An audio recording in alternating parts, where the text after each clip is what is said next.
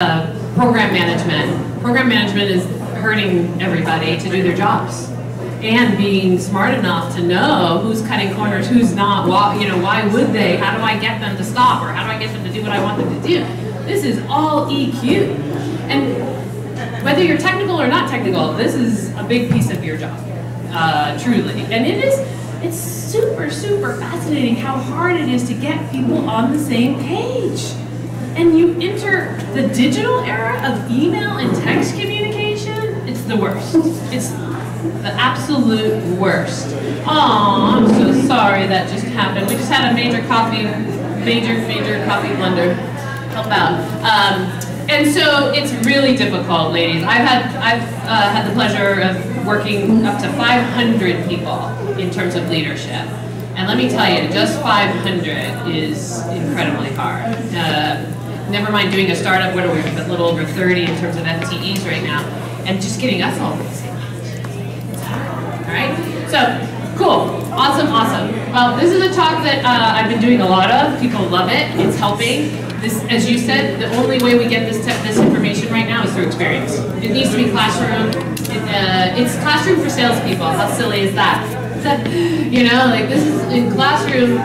This is what we talk about all the time. Communication, how to talk to people, how to listen, right? So it really needs to be for everybody. So encourage events to have soft skills training in your write-ups and such, because we need to see more of it. All right, thank you very much, love. All right, so you know who I am. Let's keep going. All right, so this is the definition of, right? Like when people say, what is EQ, right? Emotional quotient. So there's a study that Google did with Harvard not too long ago. I think it was just last year. It might even have a slide, who knows. What did they study? They wanted to know their top performing research engineers. How much EQ did they test and how much IQ did they test against the average performers in their organization? And these are performance reviews, the ones that everybody ranked at the top and the top. And what did they find out? They found out that these folks were off the charts in EQ compared to anybody else in the company, and their IQ was actually the lower to the medium than everybody else in the company, right? Like this is what they found. This is why I'm telling you, companies now, CEOs now are putting 50% value on this stuff. So let's capitalize it. You said women are, we're the ones that, it is the money. I mean, honest to goodness, this is the new money. This is, if you weren't born into money, like I wasn't, this is how you get into it, okay? As being a master communicator. You can put tech behind it, better. So women are naturally better at it. Why? Because we're traditionally the caretakers. We're traditionally the ones that have to solve the fights at home or deal with the drama, if you will. We're more experienced with the drama just based on us being pretty much the folks that raised children for all these years. And so it's implanted in our programs. What, women started working how long ago, ladies, and get allowed to work in the workforce? 60. In our lifetime. Like, what? It's nutty to me, being 47, because, I just missed it. Just missed understanding that, how crazy. And yet my mom, LA City school teacher, blonde hair, blue eyes, taught down, LA City her whole life. My stepfather, African American, my father, Palestinian. Never even knew that there was a female gap.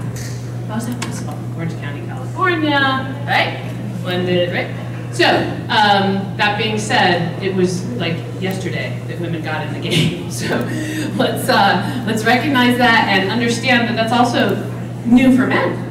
And in their programming and how the brain works, I'm fascinated by the brain. If you have studied the brain is your subconscious and your conscious mind. Anybody know how much of your conscious mind, what percentage of your conscious mind you actually use? Does anybody have any ideas? Versus your programmed mind? What's that? Yeah, that's even high. It's 2. It's 2. It's extremely hard to get our conscious mind to work.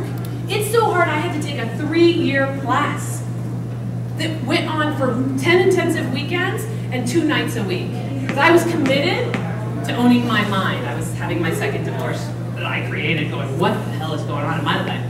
And I found this program, and I realized my brain and how it works and what I do and why it worked in business and didn't work at home and all that stuff, right? And I still have my program, of course. I'm not much above 2 if I'm, who knows? So we gotta recognize this and recognize that men aren't the bad people necessarily. There are some, and when you find them, expose them. And if you are afraid, bring them to me and I will expose them. I have no problems doing that. I work for nobody, so I can. So, when we think about our brains and we think about what we do every day, it's probably a program that we're running, and so we want to make that program powerful. It's not so much of how much time can you get into the conscious mind, it's also how much work for you to reprogram the programmed mind, which is usually programmed by the time we're 7 on how we deal with our emotions around the age of 7. So what makes us happy, what scares us, what makes us sad, it's usually developed by then. The good news is it can be redeveloped, it can be conditioned. Your IQ cannot. Your IQ, you're born with it. And it caps out as a young adult, which is why everybody always says, young minds are the gold of society, of innovation, and they are. Because then the mind starts to die around, this is super depressing at some level, but it starts to die around 26. So we need to work our minds and understand that that you can do it at any age, and that's the power of this. I was in my young 30s when I started taking those classes. Transformational mind dynamics. I was super needed to figure shit out. All right, so that's what this is, and it is right now affecting everybody's careers. Men, women, doesn't matter, it's affecting everyone's careers. The average person stays in their job a couple of years. Well, I don't even know how you get anything done in a couple of years, right? Like, you're just getting your feet in a year, like barely. And if you're senior, it takes longer because politics and people and hiding shit and all that stuff, yeah? So what are we doing? Imagine what we could accomplish if we could stick together. Imagine the innovation that would happen. And so this is my quest in life. I had the privilege of working 21 years in a community of folks that I love and adore, and now we're all over here, all of us is over here doing it again. Fortunately, the partners retired before I realized, shit, we need more companies. And so I'm working hard to do that to keep us all together, but that is power. When people love working together, greatness happens. And while it is difficult to do, I say this all the time, it's much more difficult to get to the moon, which we did how many years ago? Or cars, or planes, or whatever, versus like learning how to talk to each other and work to each other, learning how to have, what we'll put up here, maybe this next screen is, well, we already talked about that, look at that. That's okay, it doesn't matter, there's the project, I do whatever, and the slides sometimes catch up.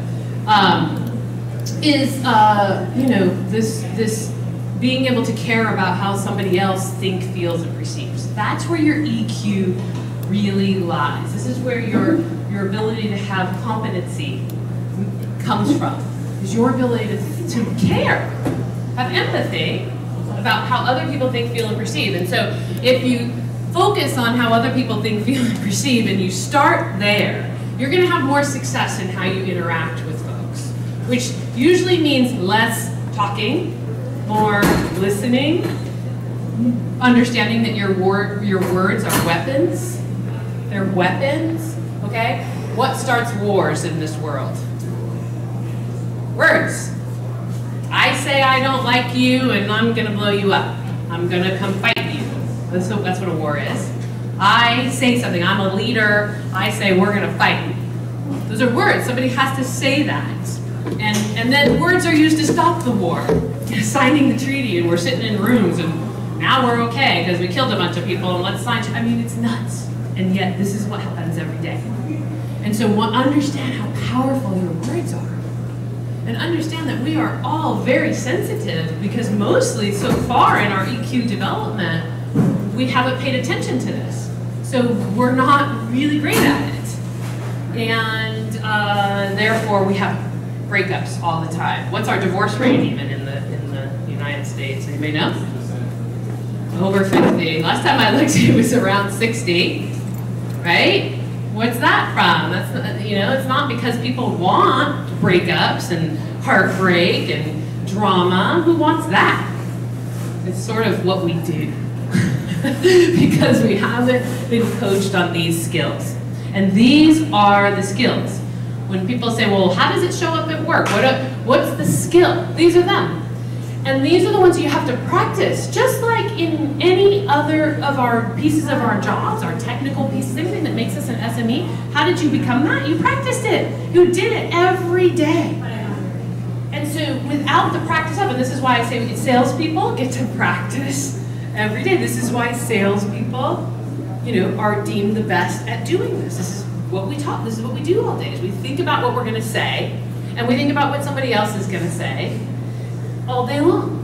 So, and then these pieces have to be implemented in what we do to make action.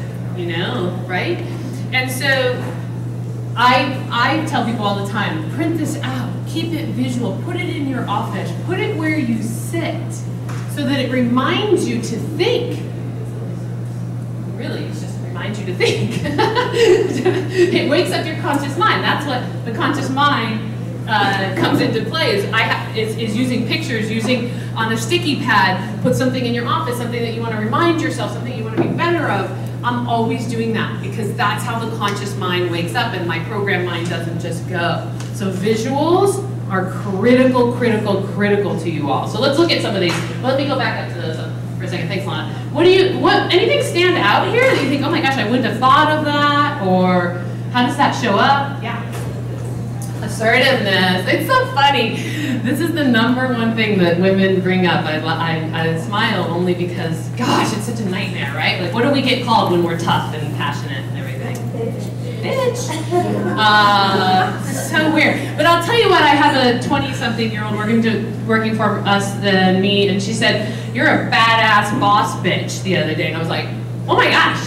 Like, for a second, it took me a second. I was like, is that positive? I mean, she loves me. I know she loves me, but she's standing here. And so I said, wait, what? She's like, no, that's the hottest thing in 20-something-year-olds. I'm like, okay. But, you know, I don't think that's where it came from originally. And I remember the one and only time I dealt with that from people that love and adore me. It was when the heat was on at Rapid 7. I was the only female on the executive team.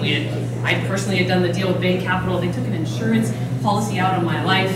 I'm 33 years old going, what the hell is going on right now? But here I am in a group of men, and we're doing some coaching on executives and how we all work together, and everybody had to write their stuff about each other. And there's sometimes Deidre can be a bitch. I was like, oh, you mean because I make your paycheck every day is what I wanted to say? Of course I didn't, and we went through that.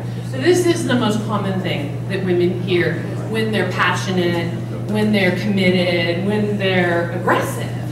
Which, when men are passionate, committed, and aggressive, they're called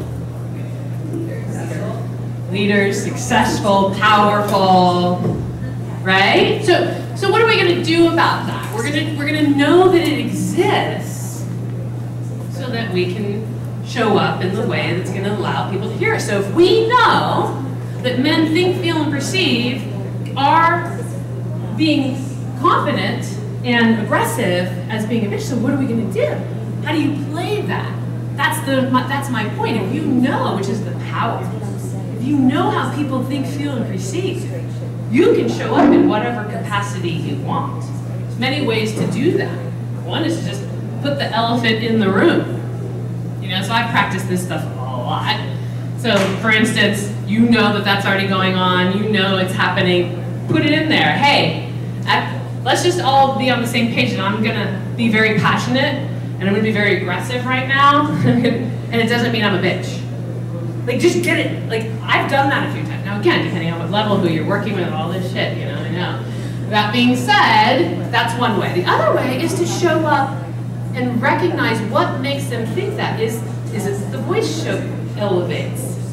Is it that your body language changes? Like, what can you do to show up in a way that allows them to hear you, not to be different, not to change who you are, not to change your passion, your commitment. What can you do to get them to hear you more? And so, right? They're not any of ours. So that is one of the hardest ones. And I say error on too much. Don't err on too little. Because at the end of the day, there's high stakes going on. And the game is changing. And leadership is starting to recognize the importance of a voice and the importance of listening. Like, it's changing. So don't err on being, holding back. If anything, err on too much. Because the people you work for that don't like it, go somewhere else. They're wasting your time, as far as I'm concerned. Yes, were you going to say something over there? No? Anybody else? Anything up here that looked fascinating, interesting, stand out to you? Stress tolerance. Yeah, stress tolerance. This is one of the biggest reasons why people are having a revolving door. People of my age don't keep their health, in my opinion, and that affects your stress tolerance levels, right? Like, our mind and body are tied together, and the practice of releasing stress in the mind and the body is absolutely necessary to play in these high stakes. I mean, tech and cyber are high stakes. Tons of money, funding. Most of these companies aren't even profitable. If you're in the infosec world, so much money is at stake with all of these teams and the cost of them that it's just too high stake to not be able to release stress in a way that isn't in the workspace negative. And yet we see it all the time. Bless you. I have my own story on that. I was 28 years old, a vice president of our staffing firm, making stupid money, like stupid in the industry money, and smoking 2 packs of cigarettes a day, eating on my corporate card at 5-star dinners every night because my staff was so big. I was out every night taking them to dinner, and next thing I knew, I was 315 pounds at 28 years old, calling 911, opening my 10th startup, and having a heart palpitation in the hotel room, thinking I was going to die. And there is no chance in hell I'd be standing here had I not found how to eat and exercise, and mostly yoga, who I've been addicted to now for the last 12 years of my life and participate in it almost every day. And so I know the power of what that's done for my stress release. People say to me all the time, I don't know how you do what you do. Building this company, your own money, it's big cash, right? Like, how do you do that? And I say yoga. I mean, it's the only thing I know, because I know when I do it, all my stress goes away. It literally. So anyhow, the stress tolerance is not something, I don't think our cultures, San Francisco is different, of course, in that this community, I'm from California, is very health conscious, and yet, how much stress do you guys see in the workforce? How much stress release do you see in the workforce? What do you think? What percentage is it going on these days? High, low? You're saying low? You're not seeing it in the space and time. How about everybody else? You see high? You see high. Are you seeing people yelling, people slamming doors, people writing nasty emails? Like, how is it showing up in your organizations? High stress. How does it show up? I just think people behavior. Not so extreme, but people also getting sick. Getting sick? Yeah. Yeah. All my work life,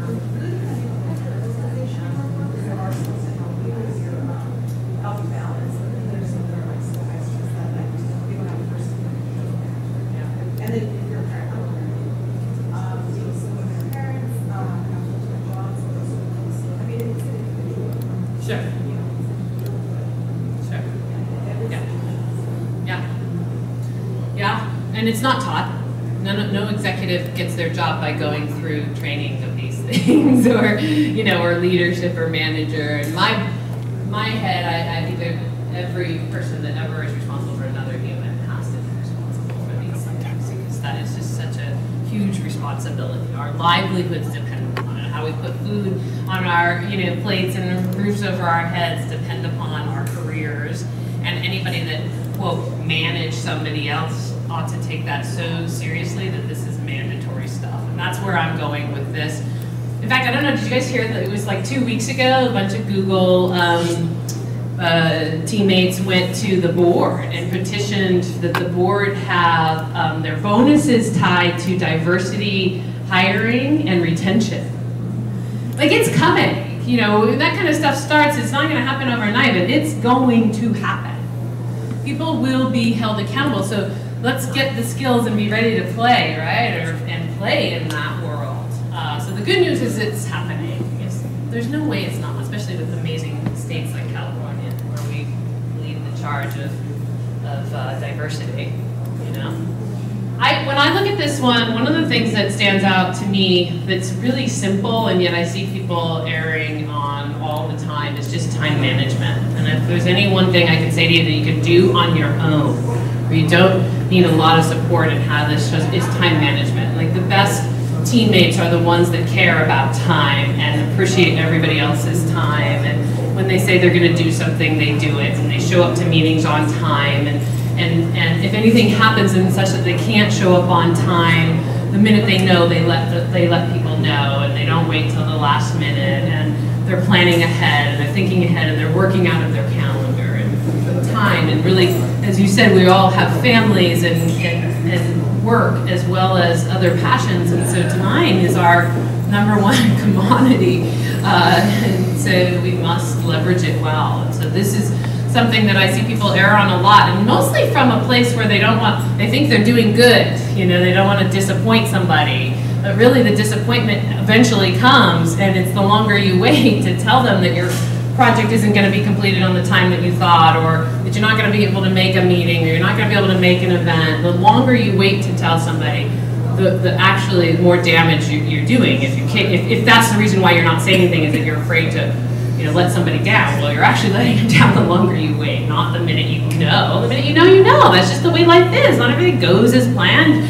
Not every project you scope is going to be the correct time. The minute you know it's not, though, is the minute to speak up. And people that do that are highly respected, because the rest of us know if you sat on it. And certainly the seniors, you know, so you don't want to do that. You know, you definitely don't want to do that.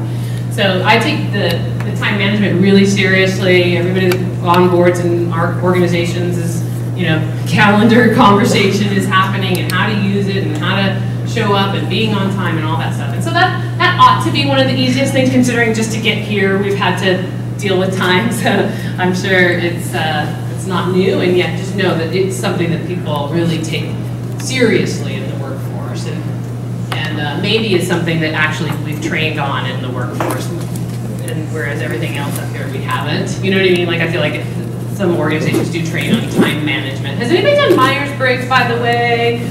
Ah, lovely. Myers-Briggs is awesome. Awesome. So Myers-Briggs is, I don't know what they actually call it it's not personality, but it tells us all sort of our characteristics of how we work with others. And so it really teaches us how to work with somebody that doesn't have the same traits that you have. And so for me, it was super powerful. I remember my CFO that I was working with back at Rapid 7 was super hard for me to work with for a while. And then we did Myers-Briggs, and I learned that, oh my gosh, he's an analytical person, which means I can't just stop by his office and do what I do and say, we're going to do this and this and this, right? And you're going to sign off on it, right? You know? Like, no, he needs an email. Hey, I'd like to talk to you. Here's what I'd like to talk about. Can we make it, you know, let's make an appointment. And that works for him. And when I do that, oh, the conversation was wonderful. And I had no idea, because my whole career, that's how I was. I would have an idea, and I'd go sit down and talk to whoever I need to talk to. I didn't make appointments. So I learned a lot from Myers-Briggs. It's super powerful if you can get your organization to do it and put up in your office and everybody. So what we would do is we'd walk into somebody's office, you'd see you'd be reminded of their traits, so that you can, again, wake up the conscious mind so that you're more prepared for that conversation. It's super powerful. The other training that you can get your organization to do that's super powerful is situational leadership. Those are the only two that I care about. I love them. They're both programs. Situational leadership is super cool, because it's about managing people on tasks and projects and not managing a human.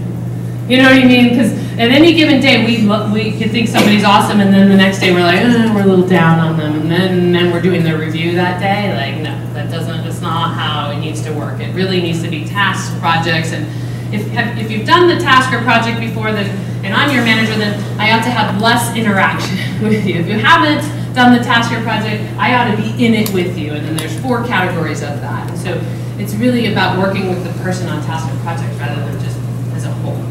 So those 2 classes are powerful for organizations, and so if we can promote that, that's a really good thing. How much time do we have left, by the way? We have 10 minutes. Okay, let's skip this because I don't even really. Oh shit. Okay, so go back to those statistics. The other one, the statistics, because we never got into this.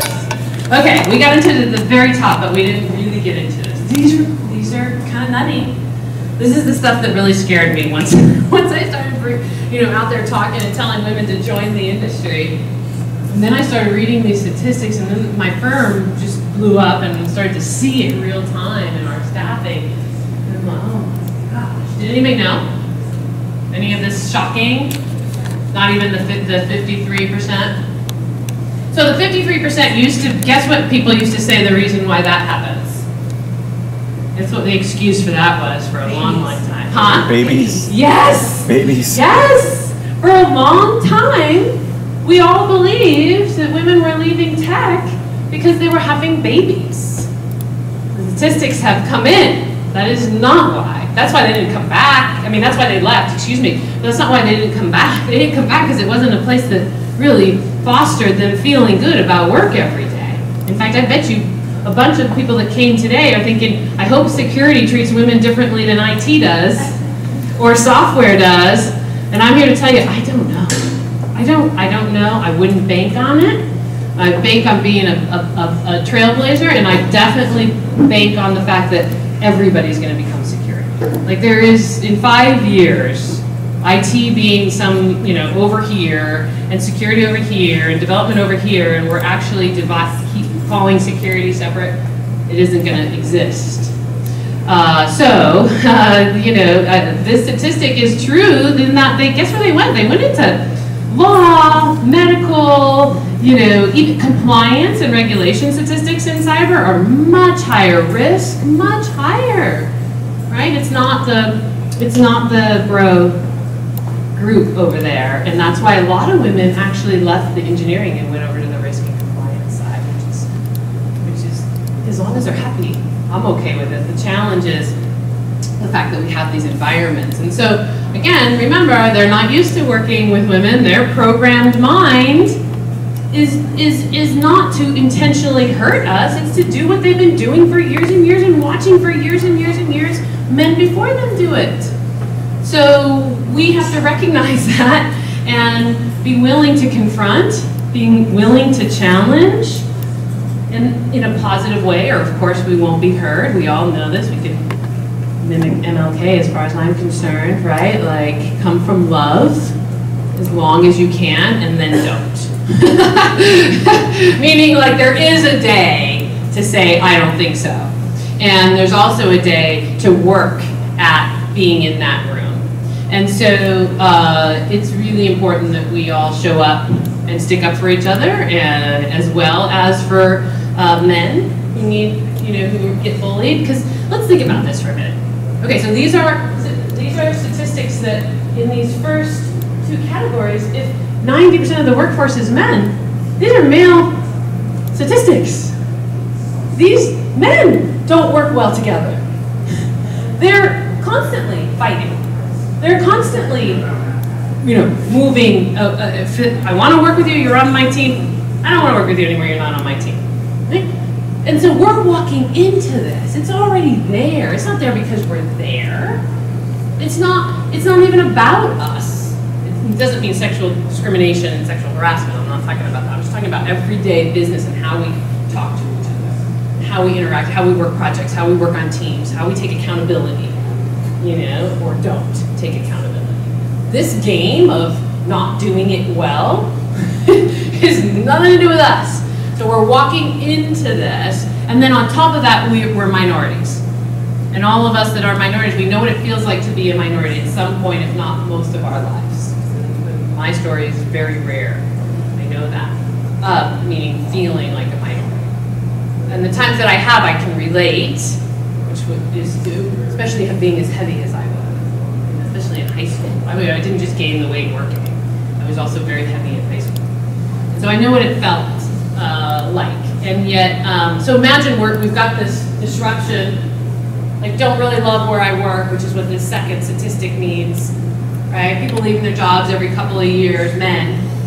And then we walk in and we're participating in this chaos. And then we got a new chaos because now sexuality is in this picture because women have been branded as sexual creatures in society, which is why we only think of a keyboard and a hoodie for cyber or tech, right? And so we've been brought up to be sexual creatures, so to speak, and now we're in the workforce and we're dealing with their shit, and it's complicated. It's super complicated. Just see it as that. We can put people on the moons. We can develop technology that allows us to talk to each other anytime, see each other anytime. I mean, it's fascinating what we've done as a society, and women have been a huge part of that. And so we can conquer this, and it's going to take the mindset of working with our EQ mindset and teaching it and exercising it and continuously in order to be able to create cultures where we're more powerful and happiness. You know, like if we can't be happy, the community of tech and cyber, who is? It's the most wanted professionals, you know, who's gonna be happy? So people say that to me all the time. I say, I have no right not to be. In fact, I have a couple of things that whenever I do get down, one of them is the word refugee. It's like the minute I hear that, I'm like, get your ass and your head out. Like, what are you doing? You have no time for that. There are humans that barely get to be given, you know, the basics of life at a high level. And so get out and do at least what you can do. And for me, it's jobs and culture. So that's the gift I have today. I'm sure there'll be other things I do in the future. So on that note, anybody want to ask any questions, add anything before we wrap up here? I'm super duper psyched that all of you came to this talk, and I really thank you for your support. Yes? What's the best advice that you have for minorities? What things could we embrace to keep moving forward? It's actually pretty hard to be a minority, and people consider you with all those positive and negative advice. Sure. Yeah, I'd say value. Bring value. Have something to give to the team that is valuable, which is your knowledge, your SME, your work. So if you know what you're measured on, have measurable agreements with the people you work for, and then own those. You know, like meaning my value of why I was appreciated is I brought business. You know, and it was very obvious to see that I could do my job well. So that's one of the benefits of sales, is that you're measured by a number and you can see it. And so it's also the thing that's terrible, and you know, it goes to zero every month, and it's this, you know, very stressful, you know, and yet it is the beauty is it's so easily measured, and yet the rest of the business is not so easily measured. And so work your you-know-what off to get what you do measurable. Have measurable agreements, because then when you meet those measurable agreements, you're valued. People can see what you do. And always have that in your life. Always have measurable agreements. Your job needs to be measurable agreements. And then, you know, don't hold back. If you have ideas and thoughts that would better the business, that would give to the business, bring them up. Totally bring them up. Because again, we are in the business of money. As much as we're sitting here because we're sisters and we're brothers and we care for each other, without money, we're all in a very bad way. And so the people we work with are there for money. The people at the top are certainly there for money. We play in a capitalistic system, and we must own that. We must own what that means. And that is the value of your job, and then owning it so that everybody sees it. It's very clear, which is measurable agreements, which most people don't have. So measurable agreements, making them and managing them is probably one of my most famous talks, and certifies classes for CPA. So it's very, very, it's that important, you know. So great question. That is a great question. A great way to end I can see Matt Torman coming on up, so I'll see you around all day, ladies. I'm here all day. Thank you very much. Thank you. My pleasure. Yeah. This man is the man. Yes.